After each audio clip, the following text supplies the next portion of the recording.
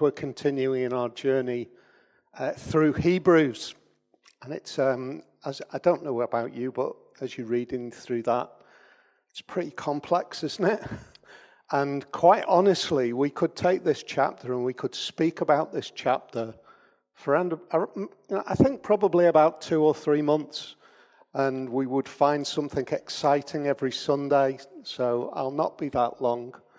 But before we dig into that, I want to hopefully just put into your minds an idea that helps you orientate what this story is about, what this particular section of the Bible is trying to say to us. I don't know whether you know. Some of you won't know because you won't remember it. Some of you might not have actually moved to the new world. But our arguments in cars have changed. There used to be significant arguments around maps. It was one of those arguments which went something along the lines of, where are we? It's upside down.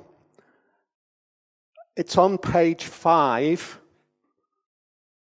And as we kind of flick through this colossal map book, we might find this crisis point where we are driving a bit further down the road, and where we're going has dropped off the edge of the map.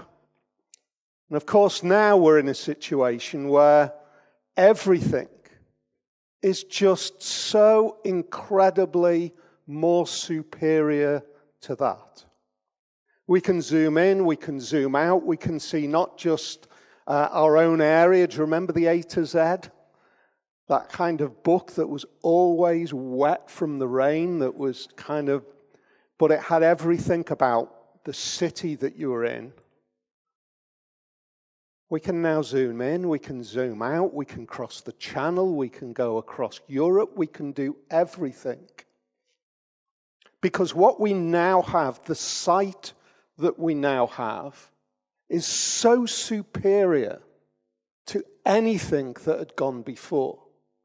It's as though previously we had a map and we were kind of so blinkered only to see the boundaries of the map that was in front of us. And yet now we can see everything. And the world has changed because of the view that we now have. That idea flows right the way through the Bible. It's as though on the journey, on the map of our salvation, as the Bible unfolds this incredible narrative, this mind-blowing galactic idea of how we might once again have relationship with God, it's as though we have this idea of little maps at certain parts in the journey, and we can only deal with the map in front of us because we can't see the whole thing. We are uniquely blessed because we now can see the whole of the story that is necessary for us to understand what God has done for us to be saved. That's what we have in front of us. This is an incredible chapter. It's a chapter which, if you like, in lots of ways, it brings all of those little maps together. And it joins them together, but it allows at the same time for us to stand above the whole storyline and for us today to be able to see how it works and why it is superior. In fact, chapter 8 begins with a little sentence. We're going to work through this chapter bit by bit. It begins with a little sentence which says, at chapter 8 and verse 1, now the main point of what we're saying is this. It's almost as though after all that has gone before, the writer is wanting to almost draw your attention. He wants to grab you by the scruff of the neck and say, now listen. Everything that has gone before is, if you like, what we've been going through the detail, we've been trying to explain it, but we've now come to this point where I want to tell you this. The main point is this. If you want to understand Hebrews, the main point is this. We do have such a high priest. Now the idea of that flows out through the rest of the chapter, but let me just pause for a minute, because that is incredible. It says to you and it says to me, no matter what you think you need in life, no matter what you think is important for you, the one thing that you absolutely, truly need is the great high priest.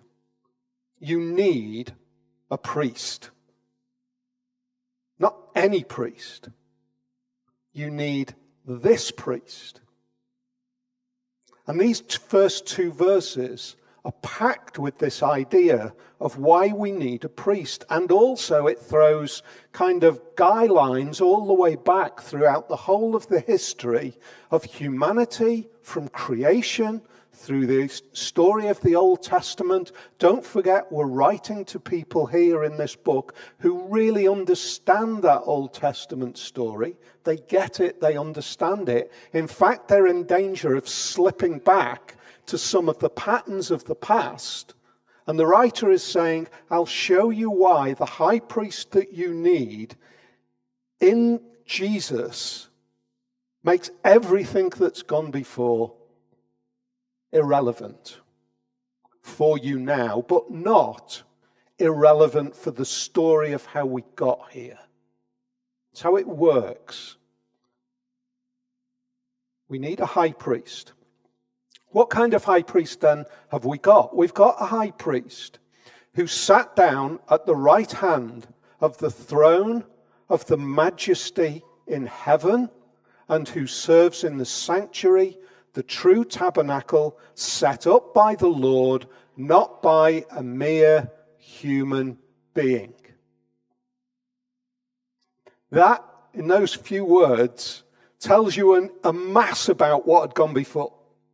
It tells you this: the way that us human beings, up to this point in our understanding before Jesus, the way that we got right, the way that we brokered a relationship with the living God, the God of heaven and earth, Yahweh, the way we did that was through tabernacles. Started in it actually, grab me if you want to chat through this at the end, but it starts actually in creation. The way creation is described is a tabernacle. It's kind of there in the very beginning, the way creation is described. But when God takes his people out of Egypt, when he says, "You are my people," he then sets up the process whereby they can keep coming back to him again and again when they fail in their moral and ethical walk before God. Come back to the tabernacle, which was made by humans, but if you read the instructions for making the tabernacle, it is mind-blowingly complex, because God is saying to the people, when you make the tabernacle, it's got to be my design, because it is reflecting something that we see here. It's the true tabernacle that is set up by the Lord, and everything that has gone before, made by human hands, is kind of a preparation. It's a picture of the true tabernacle. It's the ability for human beings to come to God, to build relationship with God, to be reconciled once again with God. God has said, "You're my people, but I know what you're like.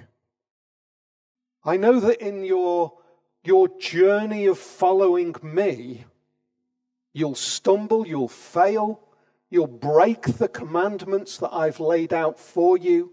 You will sin against me, and therefore you need a way to be reconciled again with me.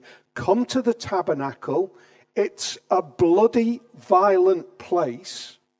It's a place of sacrifice, because the reconciling of you to me can be made in that place. But we now understand, because we're not in Leviticus now, we're not kind of in the A to Z detail of the city. We've zoomed out in Google Earth, and we can look down and we can see the tabernacle back there was all about the tabernacle that God had already had prepared in heaven. It was only a reflection. It's not how the people thought back then. They didn't really understand that. They didn't see what the tabernacle meant. But now, you and me have got the ability to, through this chapter, to be able to see that this is all about us being able to come into the presence of God. What you need, you can't just walk into the tabernacle. You couldn't back then. You couldn't just wander in and say, here's the place where God accepts me. I'll just wander in. Oh, no. It's way, way more complex than that. You can't walk in. You're not worthy. I can't walk in. I'm not worthy. I'm not acceptable to walk into the tabernacle. There needs to be a mechanism for me to be accepted, and it's a sacrifice, and it's a priest who steps into the space between me and God. They step into the space. They are my advocate. They are the one who brokers a relationship between the righteous, holy God and the unrighteous, sinful human being. That's what the tabernacle is all about. And I guess what we're saying here is everything that has gone before was good, but it was always pointing to something that was better. I spend a lot of time when I'm thinking about communicating the message of the Bible, thinking about where we are as human beings in the world that we now live, how we feel, how we experience things, how we describe our need for that relationship with God, the emptiness, as Augustine said centuries ago, that emptiness that we have, which is only satisfied, only finds its satisfaction in God. But let me say this really clearly. It's so often, I think, maybe even I've been guilty of misrepresenting the gospel of Jesus Christ. The reconciliation of our and inner peace that we can experience through the gospel is not the starting point of the gospel. The starting point of the gospel is that rebellious sinners can be forgiven. Forgiveness comes first. A life of peace and joy and spiritual wellness follows. It's how it works. I also know that for lots of us, we find that peace in God and then understand later that we have been and need to be forgiven. That happens. It's how we understand who we are as humans, and we see our need for this reconciliation. And then maybe later on, as we begin to trust and find hope in the God who is presented to us, we find that hope, and then we realize the reason that I am finding hope is because what I really needed was to be forgiven, and Jesus has done that for me. that's the kind of priest we need. And it says here, we do have such a high priest. Why is this priest great? Look at verse 3. Every high priest is appointed to offer both gifts and sacrifices, and so it was necessary for this one also to have something to offer. We know what Jesus offered. It was himself as the sacrifice. If he were on earth, he would not be a priest, for there are already priests who offer the gifts prescribed by the law. They serve at a sanctuary that is a copy and shadow of what is in heaven. This is why Moses was warned when he was about to build the tabernacle, see to it that you make everything according to the pattern shown you on the mountain. That's what I've kind of already covered that it was made so that it would represent what has gone before. But what we've got here is this idea. Gifts and sacrifices are the mechanism for relationship to be re-established. Gifts and sacrifices are needed. Priests already exist to do that. We have human priests. Jesus wouldn't be a priest because it's not that kind. He wouldn't be a priest on this earth in that way because it's not that kind of gift and sacrifice that is relevant anymore, because there is a new gift and sacrifice, which is himself. But in fact, the ministry Jesus has received is as superior to theirs as the covenant of which he is mediator is superior to the old one, since the new covenant is established on better promises. Got that? Right. I think it works like this. Look at how it was. God made a promise. He made a promise to the people. I'm going to give you a way with virtually every way that you can morally, ethically fail in your pursuit of me. There's a means of sacrifice established in the law for you to be forgiven. It's a way for you to be forgiven. As you're pursuing me in your moral infirmity, when you fail, there's a way for us to be reconciled again. So keep coming back.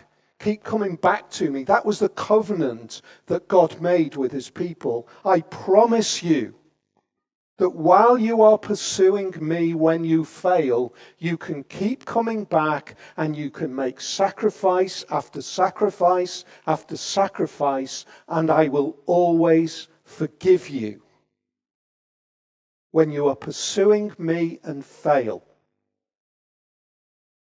That's the old covenant or the old promise. It's the way it worked. By grace and mercy, God gave a way for people who were pursuing him, his people, to be reconciled. How much superior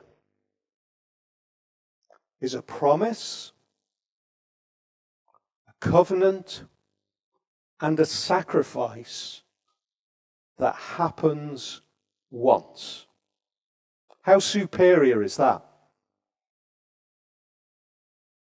How superior is it that my relationship with God, which is in a good place because a sacrifice has just been made for my moral failure, that my decline over the next period of time puts me in a tragic place, but I can come back and a new sacrifice will re-establish my relationship, and I can keep coming back, but my failures weigh me down because the law recognizes my failures. How much more superior is it for me to be able to come and claim the sacrifice of Jesus and say, no matter what, from now on, as I pursue Jesus Christ as my Savior, that sacrifice once is sufficient for every moral and ethical failure in my Christian life. How superior is that? How amazing is that? That's why what we have just celebrated is not another sacrifice. It's a reminder of the sacrifice. It takes us back to where that sacrifice once and for all has been made. And that priest in the Old Testament who took our sacrifice and carried it into the presence of God on the Day of Atonement and made atonement for the people, carried the sacrifice into the presence of God. And then Jesus comes along. And he doesn't make a sacrifice, he is the sacrifice. And then he dies and he's buried and he's raised again and he goes into the presence of God. And I believe that when John sees in his vision in Revelation, when he sees Jesus at the right hand of the Majesty on high, when he sees Jesus, he describes him as a lamb that was slain that is standing. Why?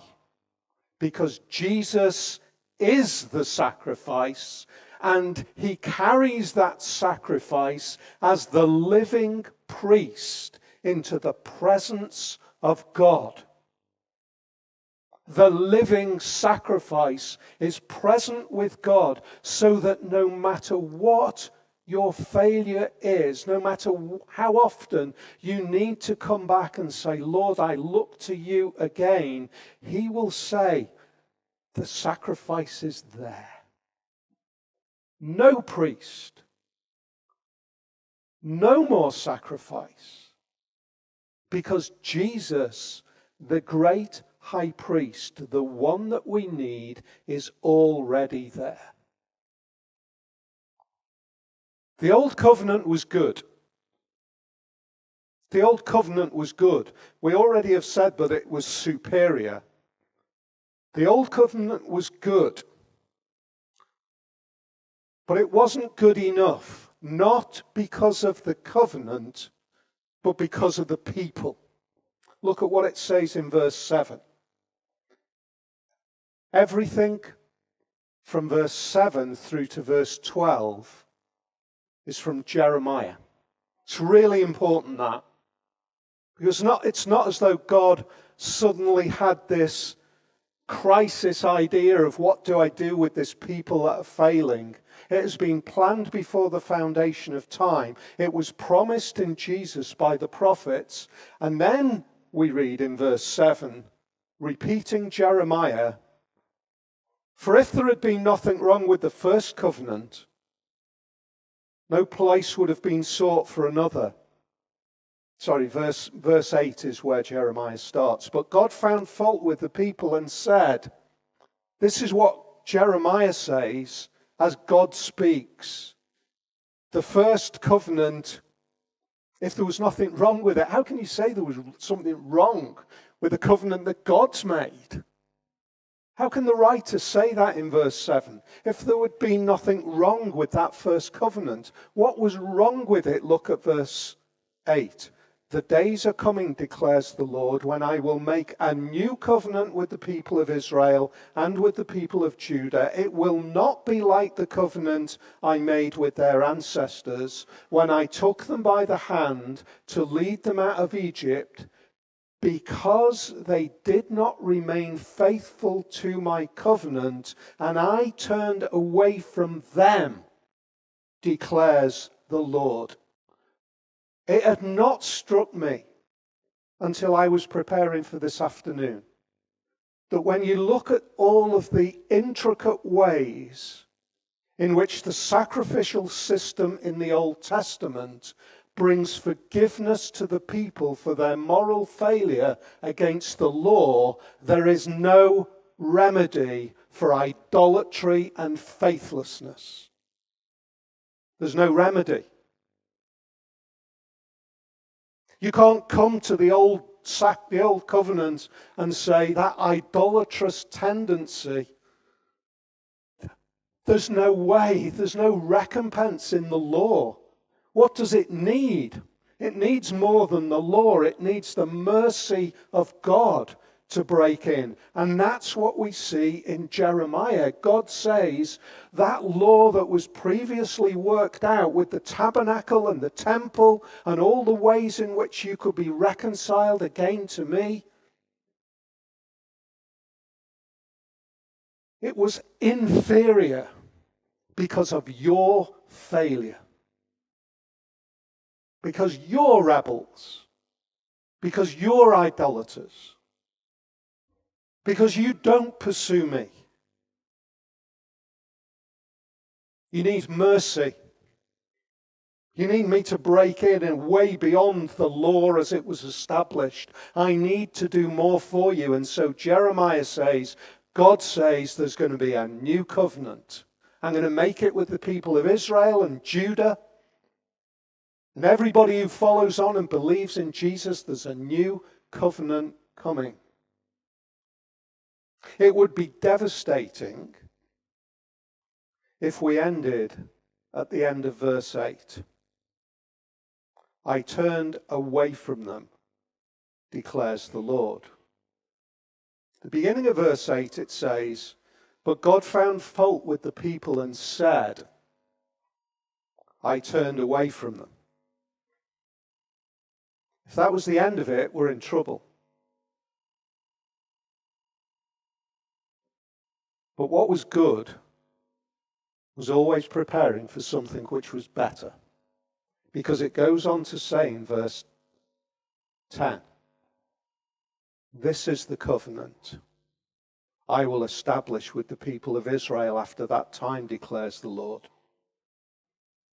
I will put my laws in their minds and write them on their hearts. I will be their God and they will be my people. No longer will they teach their neighbor or say to one another, know the Lord, because they will all know me, from the least of them to the greatest. For I will forgive their wickedness and remember their sins no more. I think verse 12 of Hebrews chapter 8 is one of the greatest verses in the whole of the Bible. Because that's the status, that's the quality, that's the value of the new covenant that God delivers in Jesus. And it's at the very heart of what we need, that we can know that He will forgive our wickedness and He will remember our sins no more. It's really hard to come to terms with the idea, but it is fundamental as we think about in so many ways in which we think about the gospel, but fundamentally it is this. We are desperately wicked. We are unworthy of salvation. But the merciful God delivers a high priest who is both the sacrifice and the priest, and He writes a new covenant. A new covenant where we can say, Lord, will you forgive my wickedness? Can I actually come to you and say that you will remember my sins no more? I tell you what, Tim Keller's written a brilliant book, The gift of self-forgetfulness, I think it is. It's rooted in this idea. If we believe in Jesus, if we know who we are as human beings, and also we believe in Jesus, there is so much of us that looks back to where we have been, to our failures, to our rebellions, to our sinfulness. And this says, if God remembers our sins no more because of Jesus, how much more can we? How much more can we be confident that we are reconciled with God because of that priest, Jesus Christ? That is the greatest news that this world can ever hear. That we can have that relationship with God, not because we deserve it, not because we've worked for it, not because we've come through the whole process of following what God has said we should do, because we have realized that what we need more than anything else is to be forgiven and for the mercy of God to be poured out on us, because that is his covenant promise to those who believe. See, the readers here, they were really in danger of drifting back to that old system, to following the law, a law which was designed to remind them of how they can come back again and again to God. They were constantly in danger of drifting back to that. We've got to do this, we've got to do that, we've got to do the other. We've got to follow the law. And the writer is saying, look, that is so inferior compared to Jesus. And in fact, in verse 13, it goes even further. By calling this covenant new, he has made the first one obsolete. It's not as though God is on a journey of making something that has gone before good enough for now. Do you see the patience of God? That over thousands of years he is willing to take human history on a journey of understanding who he is, of preparing a sacrificial system, and then saying, oh, by the way, everything that you thought about the sacrificial system, it is obsolete. It's finished, it's done because of Jesus. And what is obsolete and outdated will soon disappear. It's prophetic, I think. No, I don't think. I really wholeheartedly believe that that is prophetic. In AD 70, Titus, the Roman general, who was the son of Emperor Vespasian, sacked Rome. The temple system was completely destroyed. Tens of thousands of people lost their lives. The temple has never been restored.